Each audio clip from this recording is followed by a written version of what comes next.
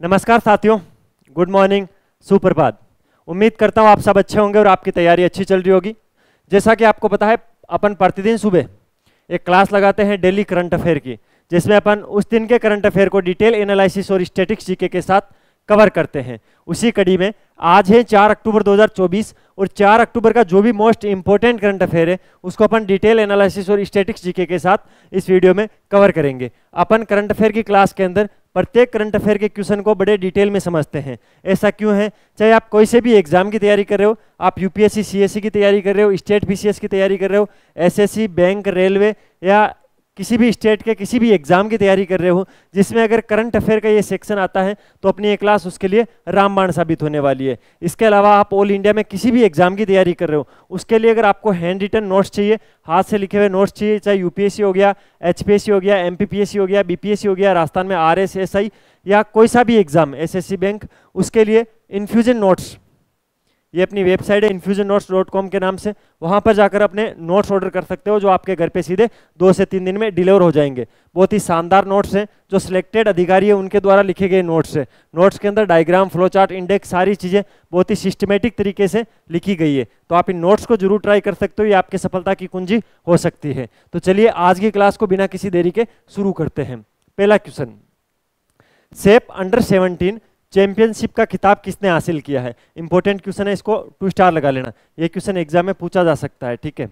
Sport के section में ये क्वेश्चन इंपॉर्टेंट है कि सेप अंडर 17 चैंपियनशिप का खिताब किसने हासिल किया है? तो अपने भारत ने कल सेप अंडर 17 चैंपियनशिप का खिताब हासिल किया था। अब ये सेप टूर्नामेंट क्या है, कब जीता, क्या जीता, उससे पहले अपन क्या करते हैं, ये करंट में क्वेश्चन आया है तो कल क्या करंट बना था इसका पहले वो देख लेते हैं, फिर इस सेप अंडर 17 के बारे में स्टैटिक्स जीके को कवर कर लेते हैं। देखिए, ये जो प्रतियोगिता थी सेप अंडर 17, ये वर्तमान में अभी जो कल जो फाइनल हुआ था वो कहाँ पर चल रहा था? तो भूटान के थिम्पू के अंदर। कहाँ पर हुआ था इसका फाइनल या इसका आयोजन? कहाँ पर हुआ था? भूटान में। भूटान में कहाँ पर हुआ था? भूटान में भी अगर आपसे कई बार ऑप्शन में सीधा सीधी जगह ही पूछ लेते हैं तो थिम्पू के अंदर, भूटान के थिम्पू में सेप अंडर 17 आयोजित हुआ था, या सेप अंडर 17 का फाइनल मैच हुआ था, ठीक है। जिसके अंदर ये मैच किस किस के मध्य हुआ था? भारत और बांग्लादेश के मध्य। किस किस के मध्य? भारत वर्सेस बांग्लादेश के मध्य ये मैच हुआ था। भारत और बांग्लादेश के मध्य जब ये मैच हुआ था तो इसका फाइनल परिणाम क्या रहा था? इसका फाइनल परिणाम रहा था कि 2-0 से भारत ये मैच जीत गई थी। तो आपको ध्यान रखना है, ठीक है। इसके अंदर क्या था, अब की बार जो सेप अंडर 17 टूर्नामेंट चैंपियनशिप हुई थी उसके अंदर 2 ग्रुप बनाए गए थे। जितने भी टीमें थी उनके 2 ग्रुप बनाए गए थे। एक तो था ग्रुप ए। ग्रुप ए के अंदर कौन कौन सी टीमें थी? भारत थी, मालदीव थी और बांग्लादेश थी। भारत, मालदीव और बांग्लादेश सेप अंडर 17 चैंपियनशिप जो 2024 के अंदर हुआ था उसमें ग्रुप ए की टीमें थी। वहीं ग्रुप बी की बात करें अपन, उसके अंदर भूटान, नेपाल, पाकिस्तान और श्रीलंका। भूटान, नेपाल, पाकिस्तान और श्रीलंका ग्रुप बी के अंदर थी, ठीक है सर। ये हमने मोटा मोटी सेप अंडर 17 2024 के बारे में जान लिया कि ये भूटान थिम्पू के अंदर इसका फाइनल हुआ था, भारत और बांग्लादेश के मध्य हुआ था, 2-0 से भारत इसको जीत गया था और ये भारत ने 6वां खिताब जीता है इसका, ये इंपॉर्टेंट है। ये भारत ने जो सेप अंडर 17 चैंपियनशिप है उसका 6वां खिताब जीता है। उसके अलावा मैंने आपको बताया इस टूर्नामेंट में अब की बार 2 ग्रुप बनाए गए थे, जिसके अंदर ग्रुप ए के अंदर भारत, मालदीव और बांग्लादेश थे और ग्रुप बी के अंदर भूटान, नेपाल, पाकिस्तान और श्रीलंका थे। अब बात करते हैं कुछ इसको लेकर कुछ और इंपॉर्टेंट चीजें जो एग्जाम की दृष्टि से इंपॉर्टेंट है, एग्जाम में पूछी जाती है। आपसे पूछा जा सकता है सेप अंडर 17 जो चैंपियनशिप हुई थी 2024 के अंदर, उसके अंदर फेयर प्ले अवार्ड किसको दिया गया? तो वो भूटान को दिया गया था। भूटान को फेयर प्ले अवार्ड दिया गया था। ये क्या होता है सर? किसी भी टूर्नामेंट के अंदर जो टीम ईमानदारी के साथ खेलती है, कोई भी मतलब झूठ बोलने की कोशिश नहीं करती है, उसके प्लेयर मैदान के अंदर भाईचारे के साथ और ईमानदारी के साथ खेलते हैं, उसको मिलता है फेयर प्ले अवार्ड। और सेप अंडर 17 चैंपियनशिप का फेयर प्ले अवार्ड मिला था भूटान को। इसके अलावा बेस्ट गोलकीपर का अवार्ड किसको दिया गया था? तो अहिबाम सूरज सिंह को दिया गया था। ये सूरज सिंह भारत के हैं, सूरज सिंह भारत के हैं और इनको बेस्ट गोलकीपर का अवार्ड दिया गया था सेप अंडर 17 चैंपियनशिप के अंदर। हाईएस्ट गोल स्कोरर कौन थे इसके अंदर? तो डांगोल थे, सुजान डांगोल। कौन थे? सुजान डांगोल। सुजान डांगोल जो थे वो हाईएस्ट गोल स्कोरर थे, सुजान डांगोल। इसके अलावा एक मोस्ट इंपॉर्टेंट चीज क्या है, मोस्ट वैल्यूएबल प्लेयर कौन थे, तो मोहम्मद अरबाज थे, ये भी भारत के हैं, मोहम्मद अरबाज भारत के हैं। मोस्ट वैल्यूएबल प्लेयर मतलब सभी मैचों के अंदर जो सबसे अच्छे टीम में योगदान देने वाला प्लेयर कौन था, तो मोहम्मद अरबाज था और ये भारत के हैं। इसके अलावा मैंने बता दिया है हाईएस्ट गोल स्कोरर कौन थे, तो सुजात डांगोल थे। बेस्ट गोलकीपर कौन थे, अहिबाम सूरज सिंह बेस्ट गोलकीपर थे। और फेयर प्ले अवार्ड किसने जीता था, भूटान ने। 2 ग्रुप थे, भारत ने 6ठी बार ये चैंपियनशिप जीती है। भारत ने जो थिम्पू के अंदर, थिम्पू में काम हुआ था, ये इंपॉर्टेंट है, कभी कभार पूछ लेते हैं, स्टेडियम का नाम भी पूछा जा सकता है, चांगली मथांग नाम का जो थिम्पू के अंदर स्टेडियम है उसके अंदर फाइनल हुआ था। भारत और बांग्लादेश के मध्य फाइनल हुआ था जिसमें भारत 2-0 से जीती थी। तो ये सारी चीजें आपको सेफ अंडर 17 चैंपियनशिप के बारे में करंट को लेकर थी। अब बात करते हैं जो सेफ अंडर 17 है वो है क्या, इसके बारे में कुछ चीजें बता देता हूं। देखिए यहां पर जो एस लिखा है इसका मतलब है south Asian football federation, south Asian football federation. दक्षिण एशियाई फुटबॉल महासंघ जिसको हिंदी में बोलते हैं उसको शॉर्ट में ही सेफ बोलते हैं, साउथ एशियन फुटबॉल फेडरेशन या दक्षिण एशियाई फुटबॉल महासंघ। इसके द्वारा पुरुषों के लिए अंडर 17 जो राष्ट्रीय टीमें हैं पुरुषों की अंडर 17 की, उसके लिए एक अंतर्राष्ट्रीय फुटबॉल प्रतियोगिता करवाई जाती है जिसको ही सेफ अंडर 17 चैंपियनशिप कहा जाता है। टूर्नामेंट का पहला संस्करण कब हुआ था, तो अगस्त 2011 के अंदर ये टूर्नामेंट शुरू हुआ था। अगस्त 2011 में, कब हुआ था, अगस्त 2011 के अंदर ये हुआ था। और जब इसका पहला संस्करण हुआ था वो कहाँ पर हुआ था, वो नेपाल के अंदर हुआ था। पहला संस्करण नेपाल में हुआ था, अगस्त 2011 के अंदर हुआ था। सेफ की फुल फॉर्म मैंने बता दी है, साउथ एशियाई फुटबॉल फेडरेशन, दक्षिण एशियाई फुटबॉल महासंघ। इसके अंदर अंडर 17 यानी 17 साल से नीचे की जो राष्ट्रीय टीमें होती है फुटबॉल की वो ये टूर्नामेंट के अंदर भाग लेती है। ठीक है, अब सबसे इंपॉर्टेंट है इस सेफ की स्थापना कब हुई थी, तो इसकी स्थापना 1997 के अंदर हुई थी। जब इसकी स्थापना हुई थी तब कौन कौन से देश इसके अंदर शामिल थे, तो भारत, बांग्लादेश, मालदीव, नेपाल, पाकिस्तान और श्रीलंका। भूटान है वो बाद के अंदर इसमें शामिल हुआ था। जिस समय 1997 में सेफ की स्थापना की गई थी उस टाइम इसके अंदर भूटान शामिल नहीं था, भूटान को अलग से शामिल किया गया था। तो ये था सेफ के बारे में कुछ इंपॉर्टेंट चीजें मैंने बता दी आपको क्या क्या थी। पहला जब कब हुआ था, अगस्त 2011 के अंदर हुआ था, नेपाल के अंदर हुआ था, इसकी फुल फॉर्म बता दी। और मैंने बता दिया कि जो सेफ है उसकी स्थापना कब हुई थी, 1997 में हुई थी। जब इसकी स्थापना हुई थी तो इसके अंदर कौन कौन से देश थे, बांग्लादेश, भारत, मालदीव, नेपाल, पाकिस्तान और श्रीलंका। भूटान इसके अंदर बाद में शामिल हुआ था। तो ये सारी इंपॉर्टेंट चीजें आपको ध्यान रखनी है। अब चलते हैं अपन अगले क्वेश्चन पे। अगला क्वेश्चन क्या है आज का अपना, अच्छा इंपॉर्टेंट क्वेश्चन है, ध्यान रखना ये भी। ठीक है, देखिए अगर आपको ये क्लास पसंद आ रही है, अगर आपको लग रहा है कि हमें प्रतिदिन एक तो टाइम टू टाइम क्लास मिल रही है, क्लास के अंदर कंटेंट अगर आपको अच्छा मिल रहा है, आपको लग रहा है कि सर हमें कंटेंट भी बहुत अच्छा मिल रहा है और सारी चीज़ें हमें अच्छे से समझाई जा रही है स्टैटिक्स जीके के साथ, तो आपको ज़्यादा कुछ नहीं करना है। हमें अप्रिशिएट करने के लिए लाल वाला बटन दबाकर चैनल को सब्सक्राइब जरूर कर दिया करो, और जो लाइक वाला बटन है उसको दबा दिया करो। अगर अच्छी लगती है, अच्छी नहीं लगती तो डिसलाइक वाला दबा दिया करो। इसमें क्या है, वो दोनों ऑप्शन आपके लिए खुले हैं। अच्छे अच्छे कमेंट किया करो जिससे क्या हमें मोटिवेशन मिलता है, और बेल वाला आइकन दबा लोगे तो आपको नोटिफिकेशन मिल जाएगा। बाकी नोट्स के बारे में मैंने बता दिया, यहाँ से ले लेना। हाँ, इस क्लास की पीडीएफ चाहिए तो पीडीएफ कहाँ पे मिलेगी, इस वीडियो के डिस्क्रिप्शन में मैंने टेलीग्राम चैनल की लिंक दे रखी है, वहाँ से आप इस पीडीएफ को डाउनलोड कर लेना। अदरवाइज एक ऑप्शन और भी आपके पास, आप गूगल प्ले स्टोर पे जाना, वहाँ पर इन्फ्यूजन नोट्स के नाम से अपना एप्लीकेशन है उसको डाउनलोड कर लेना।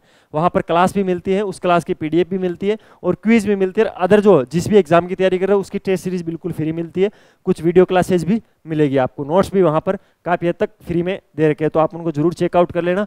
बाकी अगर कुछ भी नहीं करना चाहते हो तो इस नंबर पे व्हाट्सअप कर देना, आपका जैसे ही आदेश होगा आपके पास पीडीएफ पहुंच जाएगी। इंस्टाग्राम पे जरूर फॉलो कर लेना, उस पर क्या है कि जो भी एग्जाम को लेकर कोई भी न्यूज आती है तो वहाँ पर हम डालते रहते हैं। तो चलिए दूसरे क्वेश्चन पे चलते हैं। आज का दूसरा क्वेश्चन क्या है, प्रधानमंत्री नरेंद्र मोदी ने किस राज्य में 4 बायोगैस इकाइयों का उद्घाटन किया है। मोदी जी ने कल एक साथ 4 बायोगैस यूनिट्स का उद्घाटन किया था। कहां पर किया था, तो असम के अंदर किया था। असम में प्रधानमंत्री जी नरेंद्र मोदी ने 4 बायोगैस इकाइयों का एक साथ उद्घाटन किया था। अच्छा, ये जो बायोगैस इकाइयों का उद्घाटन किया जा रहा है वो किस कार्यक्रम के तहत किया जा रहा है, एग्जाम में ये क्वेश्चन पूछा जा सकता है। तो स्वच्छता ही सेवा 2024 कार्यक्रम था, कार्यक्रम का नाम था स्वच्छता ही सेवा 2024 कार्यक्रम था। उसके तहत असम के अंदर 4 संपीड़ित बायोगैस संयंत्रों का निर्माण और उद्घाटन किया है। ये असम के अंदर चार कौन कौन सी जगहों पर इसका किया गया, ये पूछा जा सकता है आपसे कि चार ऐसी कौन कौन सी जगह थी जहां पर असम के अंदर इन बायोगैस संयंत्रों को स्थापित किया गया। एक तो गुवाहाटी के अंदर किया गया था। कहां पर? गुवाहाटी के अंदर। एक संयंत्र इसमें से गुवाहाटी के अंदर आएगा, ठीक है। दूसरा संयंत्र था जोरहाट के अंदर। जोरहाट के अंदर किया गया था। गुवाहाटी, जोरहाट, ठीक है। एक शिव सागर के अंदर किया गया था। चार थे,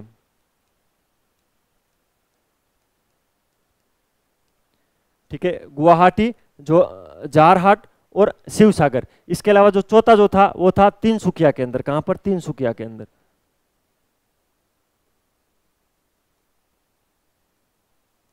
ये चार ऐसी जगह थी जहां पर प्रधानमंत्री नरेंद्र मोदी ने चार बायोगैस इकाइयों का उद्घाटन किया था। किसके साथ मिलकर किया था? कहाँ किन्होंने सपोर्ट किया था? ये इंपॉर्टेंट है। इससे अगली लाइन है जो इंपॉर्टेंट है। जो ऑयल इंडिया लिमिटेड है उसने पेट्रोलियम और प्राकृतिक गैस मंत्रालय के सहयोग से इसको स्थापित किया था। और इन्होंने एक चीज और बोली थी जो मुझे इंपॉर्टेंट लगी। उसके अंदर एक प्रेस नोट देखा था मैंने पीआईबी पे। पीआईबी जो भारत की ऑफिशियल वेबसाइट है वहां पर ऐसा लिखा था कि ऑयल इंडिया लिमिटेड और पेट्रोलियम और प्राकृतिक गैस मंत्रालय के सहयोग से 2024-25 तक कुल 25 बायोगैस संयंत्र स्थापित किए जाने की योजना बनाई है। तो इंपॉर्टेंट ध्यान रखना, 25 कितनी? 25। 2024-25 तक ऑयल इंडिया लिमिटेड और पेट्रोलियम और प्राकृतिक गैस मंत्रालय ये दोनों मिलकर 25 बायोगैस संयंत्र स्थापित करेगी। अब इंपॉर्टेंट चीज, ये बायोगैस क्या होती है? क्योंकि जब आप किसी भी स्टेट के पीसीएस की तैयारी करते हो तो उसके अंदर प्री के अंदर तो ऐसा क्वेश्चन पूछ लेंगे, लेकिन साइंस के अंदर क्या होगा, चाहे आपको किसी ना किसी पोर्शन में आपको घुमा के ये भी पूछा जा सकता है कि ये बायोगैस क्या होता है, ठीक है। तो बायोगैस के अंदर क्या होता है बेसिकली, एक सेकेंड है ना, इसको इधर घुमाना।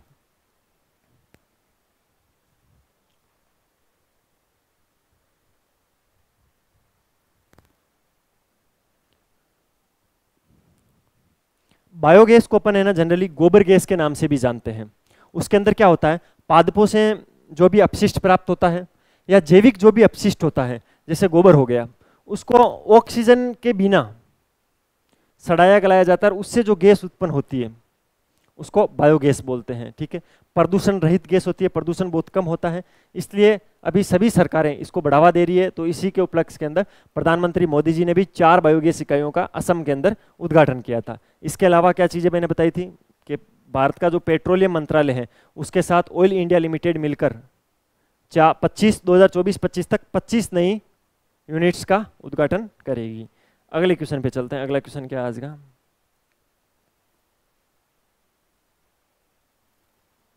अच्छा, इंपॉर्टेंट है क्वेश्चन। क्या है? उत्कर्ष लघु वित्त बैंक का अध्यक्ष किसे नियुक्त किया गया है? कल नए उत्कर्ष लघु वित्त बैंक के अध्यक्ष की नियुक्ति हुई थी।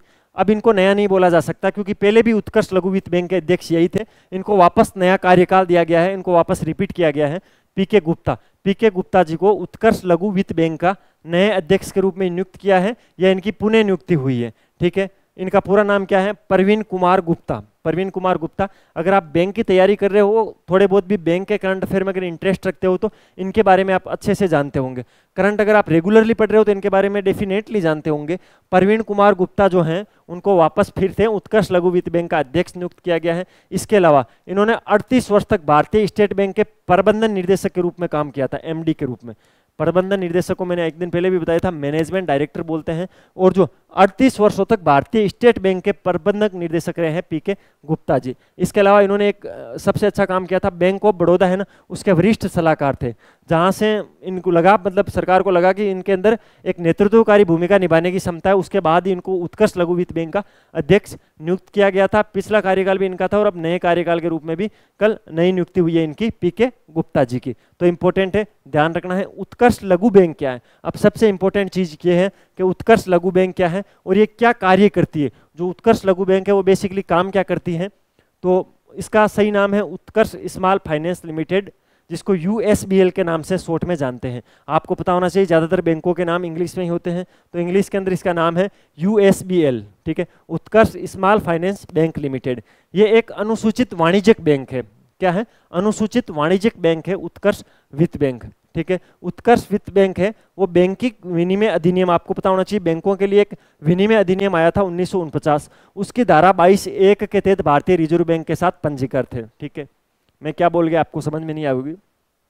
किसी भी बैंक को अगर भारतीय रिजर्व बैंक के साथ पंजीकृत करना है तो उसके लिए बैंकिंग विनिमय अधिनियम काम करता है, जो कि 1949 में आया था।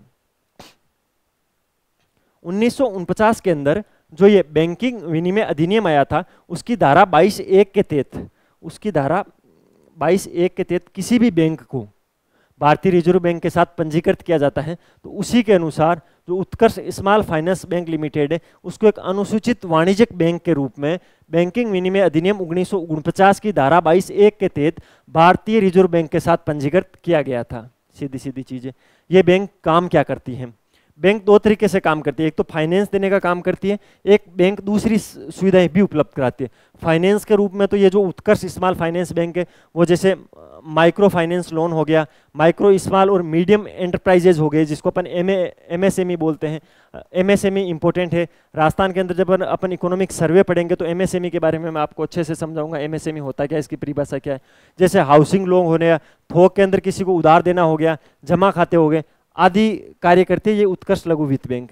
इसके अलावा क्या क्या काम करती है, तो भुगतान सेवाओं में बात करें अपन तो डेबिट कार्ड हो गया, क्रेडिट कार्ड हो गया, ATM हो गया, POS हो गया, इंटरनेट बैंकिंग, मोबाइल बैंकिंग, जो भी नेफ्ट RTGS होती है वो सारे से भुगतान करती है ये उत्कर्ष लघु बैंक। इसका मुख्यालय कहाँ पर है, तो उत्तर प्रदेश के वाराणसी के अंदर। इसका मुख्यालय है यूपी के वाराणसी पे।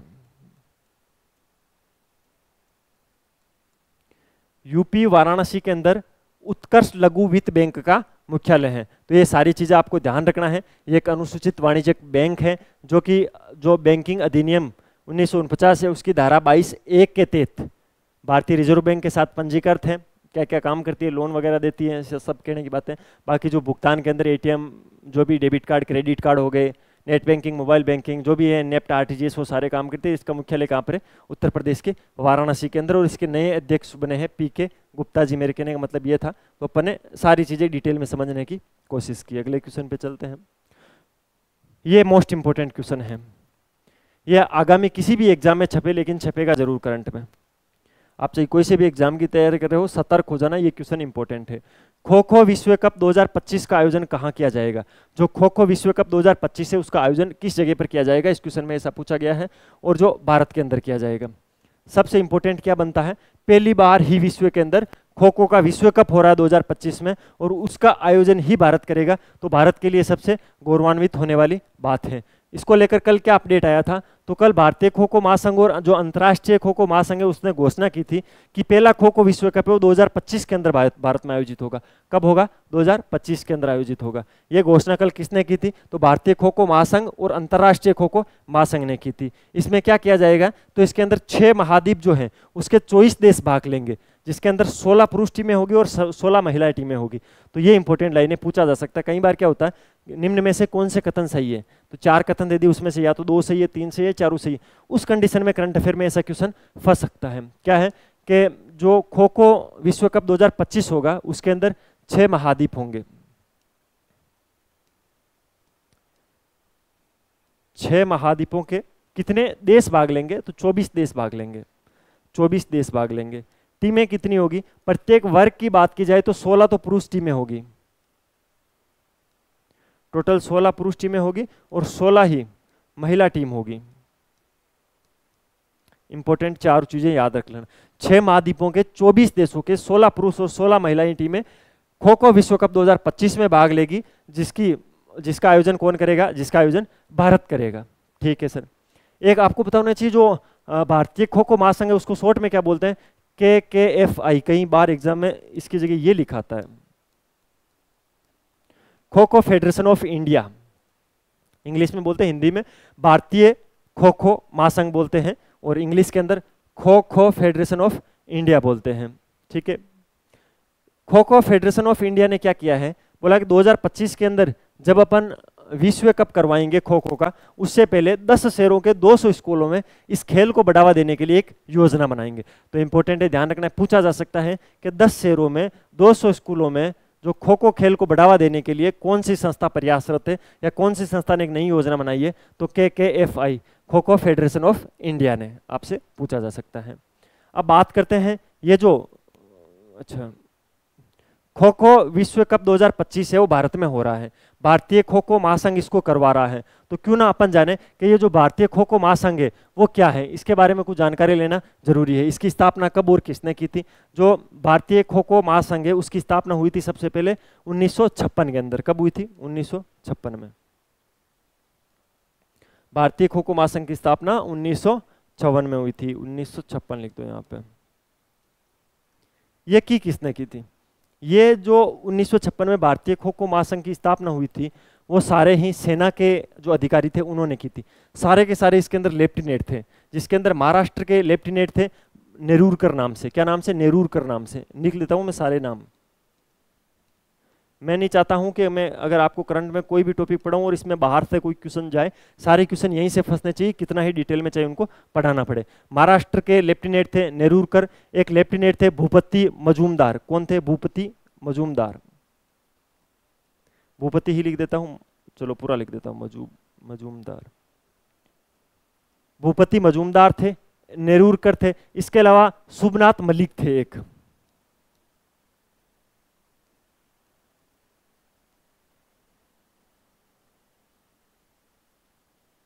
ये तो थे महाराष्ट्र के तीनों। एक पश्चिम बंगाल के लेफ्टिनेंट थे देवेन बोस। कौन थे? देवेन बोस।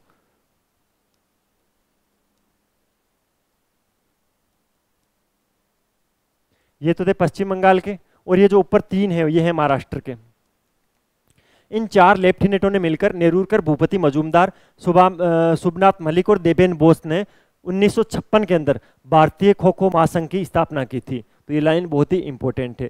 इसके बाद उन्होंने क्या किया था? 56 में इन्होंने स्थापना की। उसके बाद 1959 और 60 के अंदर विजयवाड़ा आंध्र प्रदेश में पहली राष्ट्रीय खो खो चैंपियनशिप आयोजित करवाई थी। तो ये भी इंपॉर्टेंट है कि एग्जाम में पूछा गया था कि कब करवाई थी? 1959 और 60 में।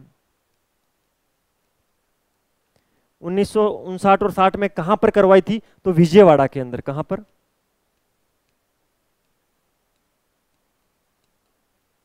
ये विजयवाड़ा कहां पर पड़ता है? तो ये पड़ता है आंध्र प्रदेश के अंदर।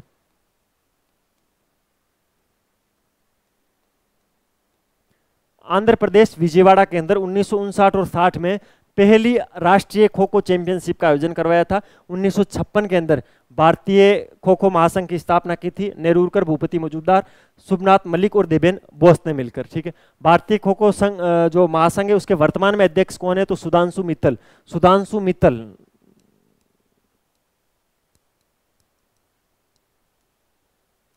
जो सुधांशु मित्तल हैं वो वर्तमान में भारतीय खो खो महासंघ के अध्यक्ष हैं। तो ये सारी चीजें आपको लाइन टू लाइन याद होनी चाहिए। एग्जाम में ये क्वेश्चन पूछे जाते हैं, क्योंकि जब खो खो विश्व कप 2025 का आयोजन होगा तो ये तो करंट का हो गया। करंट में मैंने बता दिया भाई क्या क्या करेगी, कितनी टीमें आएगी।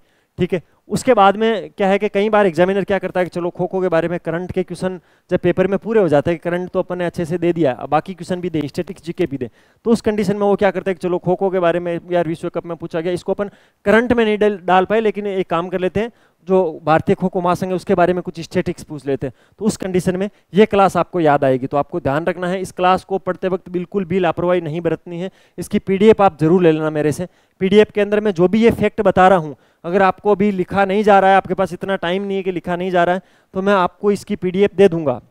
बस आप मेरे साथ जुड़ जाना। और अपन जो भी यहाँ पर पढ़ रहे हैं वो केवल एग्जाम की दृष्टि से पढ़ रहे हैं। ऐसा नहीं है कि अपन यूट्यूब पे पढ़ रहे हैं तो सुबह आके कुछ टाइम पास कर रहे हैं कि आपसे बातें कर रहे हैं, नहीं। आपने को केवल कंटेंट से मतलब है, चीज़ें आपको समझ में आनी चाहिए।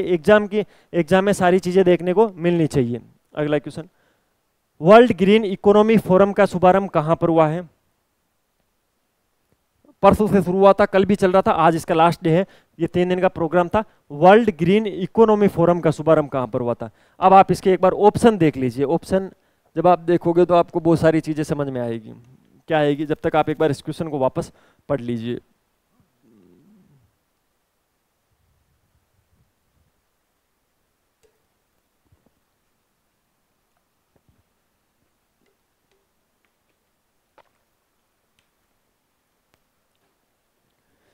देखो, वर्ल्ड ग्रीन इकोनॉमी फोरम का शुभारंभ कहां पर हुआ था? ऑप्शन है दुबई, जापान, चीन और Pakistan.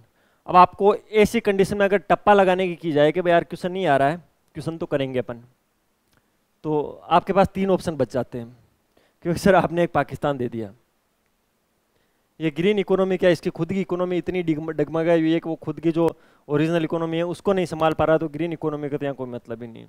Dubai, world green economy forum का शुभारंभ कहाँ पर हुआ था?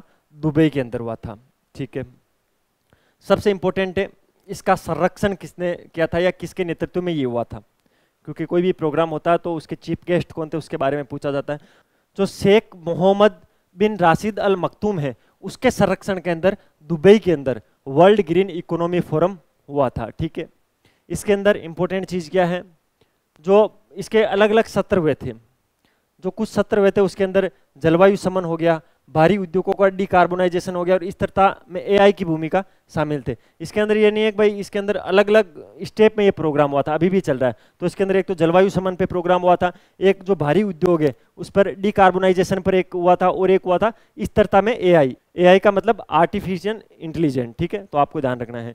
मंच की थीम क्या थी, इस क्वेश्चन में अगर पूछा जा सकता है तो पहला क्वेश्चन तो यही बनता है कि ये कहाँ पर हुआ था। दूसरा क्वेश्चन ये बनता है कि वर्ल्ड ग्रीन इकोनॉमी फोरम 2024 में जो दुबई में होता है उसकी थीम क्या है। उसकी थीम थी empowering global action, empowering global action, unlocking opportunity and advancing progress, ये इसकी थीम थी। सबसे इंपॉर्टेंट है, ध्यान रखना है, क्या थी? Empowering global action, unlocking opportunity and advancing programme.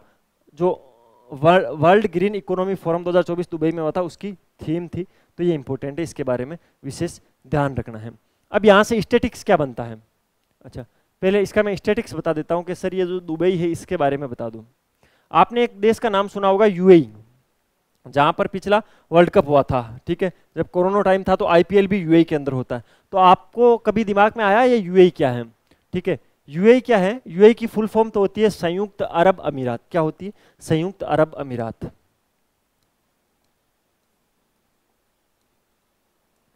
अब जो ये संयुक्त अरब अमीरात है जिसको यूएई बोलते हैं, ये 7 अमीरात हैं। इस संयुक्त अरब अमीरात यूएई के अंदर टोटल 7 अमीरात हैं, जिसमें से एक अमीरात दुबई भी है, ठीक है। 7 अमीरात है जिसमें से एक जो अमीरात है वो कौन सा है? वो है दुबई। दुबई के अंदर ये कल प्रोग्राम हुआ था, ठीक है। अब दुबई की बात करें, ये लोकेशंस, इसकी लोकेशन देख लेना। जो आपने अगर मैप देखा है संयुक्त अरब अमीरात यूएई के आसपास के, जो आपने मैप देखा है, तो आपको पता होना चाहिए जो फारस की खाड़ी है, फारस की खाड़ी के जो दक्षिण के अंदर अरब प्रायद्वीप है, वहाँ पर ये संयुक्त अरब अमीरात है। 7 अमीरात कहाँ पर बसे हुए हैं? फारस की खाड़ी के दक्षिण के अंदर जो अरब प्रायद्वीप है वहाँ पर ये बसे हुए हैं। दुबई की आबादी है वो सबसे ज़्यादा इन 7 अमीरातों में, ठीक है। दुबई के बारे में एक फैक्ट याद कर लेना, जो ये दुबई है ये इन 7 अमीरातों में सबसे ज़्यादा जनसंख्या वाला अमीरात है, सबसे पहली चीज़ तो, ठीक है। इसके अलावा अगर क्षेत्रफल की बात की जाए ना, तो दुबई से बड़ा है अबू धाबी।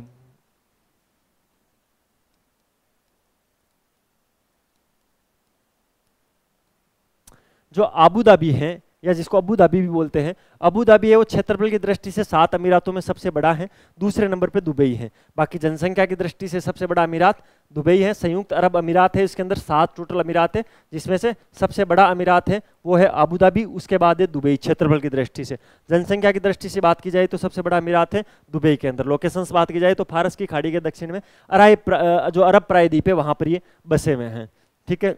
अब इसके अंदर जो दुबई है, इसके अंदर किस प्रकार की राजनीतिक व्यवस्था है या लोकतांत्रिक व्यवस्था है, क्या चीज़ें हैं, तो मैं आपको बता देता हूं। जो दुबई सरकार है वो संवैधानिक राजाशाही ढांचे के तहत कार्यरत है, ठीक है।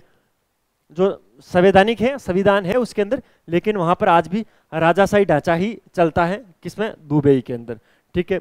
आपको पता होना चाहिए 1833 के अंदर, 1833 की बात है, कब की बात है? 1833 की इंपॉर्टेंट चीज क्या है? अल मक्तूम परिवार था वहां का। क्या था? अल मक्तूम परिवार।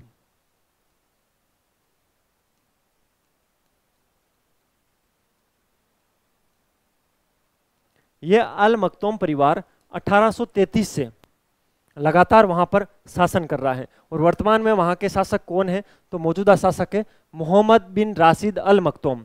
मोहम्मद बिन रासिम अल मक्तूम है, वहाँ के वर्तमान शासक भी हैं, वहाँ के प्रधानमंत्री है, और वहाँ पर एक संघ चलती है सुप्रीम संघ परिषद, जिसको शॉर्ट में SCU बोलते हैं, उसके सदस्य भी हैं। तो आपको ध्यान रखना है, जो अल मक्तूम परिवार है वो 1833 के बाद से यहाँ पर शासन कर रहा है, और वर्तमान यहाँ के शासक हैं मोहम्मद बिन राशिद अल मक्तूम। ठीक है, तो इंपॉर्टेंट ध्यान रखना UAE के बारे में ये सारी चीजें, और इस ग्रीन फॉर्म के बारे में। अगला क्वेश्चन, मेक्सिको की पहली महिला राष्ट्रपति कौन बनी है? जो मेक्सिको देश है, ठीक है, आपको पता है उत्तरी अमेरिका महाद्वीप है, उत्तरी अमेरिका महाद्वीप के नीचे ही नीचे, उत्तरी अमेरिका महाद्वीप के दक्षिण के अंदर मेक्सिको देश पड़ता है, जिसकी राजधानी मेक्सिको सिटी है। वहां पर नए पहली महिला प्रधान राष्ट्रपति बनी है। पहली महिला राष्ट्रपति तो इंपॉर्टेंट है, ठीक है। पहली महिला राष्ट्रपति कौन बनी है? तो क्लाउडिया शिनबाम। जो क्लाउडिया शिनबाम है वो मेक्सिको की पहली महिला राष्ट्रपति बनी है। इंपॉर्टेंट ध्यान रखना। जब कल इनके वोटों की गिनती हुई थी तो आपको पता होना चाहिए इन्होंने 58% वोट हासिल किए थे, जो कि मेक्सिको की राजनीति में एक महत्वपूर्ण मोड़ लिया है। मेक्सिको की राजनीति में पहली बार ऐसा हुआ है कि किसी एक कैंडिडेट ने 58% मत अकेले ने हासिल किया है, और वो किया है मेक्सिको की क्लाउडिया शिनबाम ने।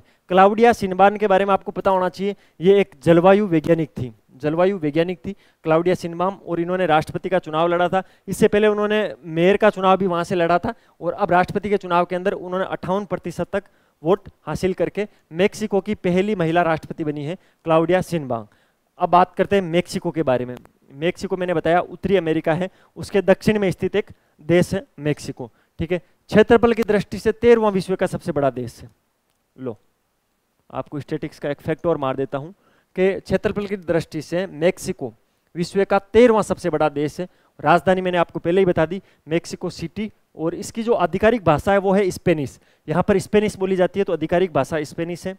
राजधानी मेक्सिको सिटी है। दुनिया का 13वां सबसे बड़ा देश है, और मेक्सिको जो उत्तरी अमेरिका के दक्षिण में। आपको पता होना चाहिए ये जो उत्तरी अमेरिका महाद्वीप है उसके यहाँ पर जो कुछ मैंने द्वीप बताए थे कल आपको, कैरिबियाई द्वीप, उससे इधर की साइड पड़ता है मेक्सिको, ठीक है। तो मेक्सिको यहाँ पड़ता है, आधिकारिक भाषा स्पेनिश है, तो इंपॉर्टेंट ध्यान रखना है, ठीक है। अच्छा, एक ये चीज भी इंपॉर्टेंट है, गांधी जयंती पर बापू टावर का उद्घाटन कहाँ किया गया था? जो गांधी जयंती मनाई गई थी उसमें बापू टावर का उद्घाटन कहाँ पर किया गया था? तो ऑप्शन दे रखा है बिहार, पंजाब, गुजरात और हरियाणा। इसमें राइट ऑप्शन है ऑप्शन नंबर 1 बिहार के अंदर। बिहार के वर्तमान मुख्यमंत्री कौन है? आप सब जानते हो, नीतीश बाबू वर्तमान में बिहार के मुख्यमंत्री है, और इन्होंने 2 अक्टूबर को गांधी जयंती पर बापू टावर का उद्घाटन किया था। अब क्वेश्चन यही है, यही पूछा जाएगा एज इट इज के बापू टावर कहाँ पर स्थित है, या बापू टावर का उद्घाटन किस राज्य के अंदर हुआ? तो बिहार राज्य के अंदर। बिहार राज्य के मुख्यमंत्री है नीतीश कुमार। गांधी जी की कौन सी जयंती बनाई थी अपने? 155वीं। गांधी जी के बारे में कुछ भी जानना हो, 2 तारीख की सुबह की जो करंट अफेयर की अपनी क्लास है, एक बार उसको जाके चेक कर लेना। उसके अंदर गांधी जी के बारे में मैंने अच्छे से समझाया था, ठीक है। तो 155वीं जयंती थी गांधी जयंती, अब की बार जो 155वें क्रम की मनाई गई थी, वहां पर बापू टावर का उद्घाटन बिहार के अंदर नीतीश कुमार ने किया था। इसके अंदर है क्या? तो ये 5 मंजिला बेलनाकार और आयताकार डिजाइन में बनी हुई है। इसमें मंजिल कितने हैं? तो इसमें 5 मंजिल है, बेलनाकार और आयताकार स्थिति में इसको बनाया है, ठीक है। इस टावर में महात्मा गांधी के जीवन को दर्शाने वाली घटनाएं तो है ही, इसके अंदर 2 घटनाओं को बड़े गौर से या बड़े अच्छे तरीके से प्रेजेंट किया गया है, थोड़े बड़े तरीके से प्रेजेंट किया गया है। वो 2 घटनाएं कौन कौन सी थी? उसके अंदर जो बिहार के अंदर दौरे हुए थे, और जो चंपारण का सत्याग्रह था। आपको पता होना चाहिए चंपारण बिहार के अंदर ही पड़ता है। चंपारण का सत्याग्रह और जो बिहार के अंदर, बिहार दौरे के अंदर जो भी घटनाएं हुई थी, उनको थोड़े बड़े स्तर पर वहां पर दर्शाया गया है। 7 एकड़ में टोटल स्थापित किया है इसको, 7 एकड़ में इसको स्थापित किया है। और इसका टोटल बजट कितना था? तो 129 करोड़ रुपए इसका बजट था। 129 करोड़ के बजट से 7 एकड़ में 5 मंजिला आयताकार और बेलनाकार इमारत है, जिसके अंदर जो महात्मा गांधी 155वीं जयंती थी उस पर बापू टावर के नाम से उसको उद्घाटन किया है बिहार के अंदर। और बिहार के वर्तमान मुख्यमंत्री कौन है?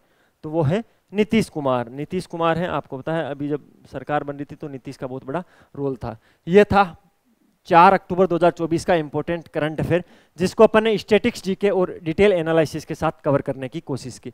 सबसे पहले तो आपको ये बताना है क्लास कैसी लगी। क्लास अगर अच्छी लगी तो हमें अप्रिशिएट करने के लिए चैनल को सब्सक्राइब कर देना, बेल वाला आइकन दबा देना, अच्छा सा कमेंट कर देना, वीडियो को लाइक कर देना, हो सके तो एक आधे दोस्त के साथ शेयर कर देना, क्या पता किसी का भला हो जाए। इसके अलावा इसकी PDF कहाँ से लेनी है आपको पता है। बाकी नोट्स परचेज करने के लिए मैंने यहाँ लिंक दिए, तो आप यहाँ से नोट्स को भी परचेज कर सकते हो। ठीक है, तो मिलते हैं फिर कल नए सेशन के साथ। तब तक अपनी पढ़ाई जारी रखो, अपने स्वास्थ्य का ध्यान रखो। टेक केयर, जय हिंद।